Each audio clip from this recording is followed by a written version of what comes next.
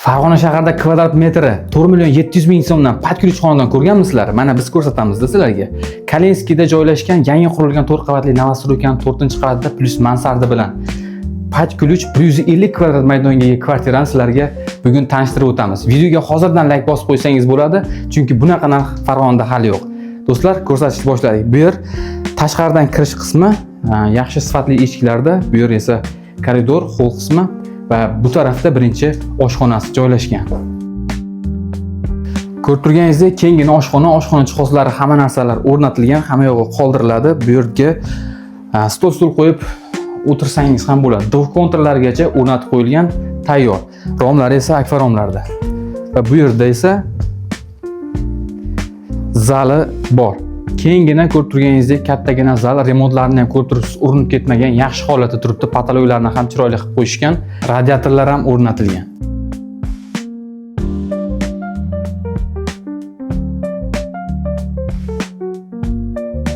Ko'rib turganingizdek joydan muammo yo'q do'stlar. Qisilib qolaman degan muammo yo'q. Bu yerda esa umumiy sanuzel joylashgan, ko'rib turganingizdek yaxshi holatda turibdi. Kengina alohida aristonlargacha o'rnatib qo'yilgan.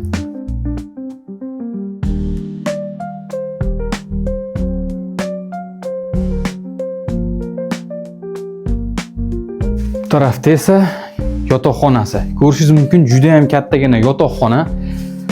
Remontlari ham yaxshi holatda turibdi. Mana bu tomonlarni ham ko'rsatasiz. Ikkitadan radiatorlar kirgan, romlari akfa romlarda tashqariga panjaralargacha o'rnatib qo'yishgan.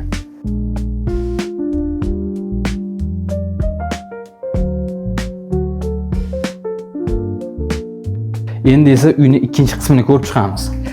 Tepada ham xuddi shunaqa pastkiga o'xshab bitta katta zal va bitta yotoqxona bor. Do'stlar, mana ikkinchi qavatga ham chiqib oldik. Bu yerda ham bitta koridorcha va birinchi yotoqxonadan ko'rsatish boshlaymiz. Mana ko'rib turganingizdek, remontlari yaxshi holatda va e'tibor bergan bo'lsangiz, pastkidaqa planirovka. Bu yerlari kirgan, katta panoramli oyna panjaralargacha qo'yib qo'yilgan. Televizor ilish uchun joylarigacha tashlab ketilgan. Bu yerda esa hojatxonasi joylashgan, narigi tomonni esa kladovka qilib qo'yishgan.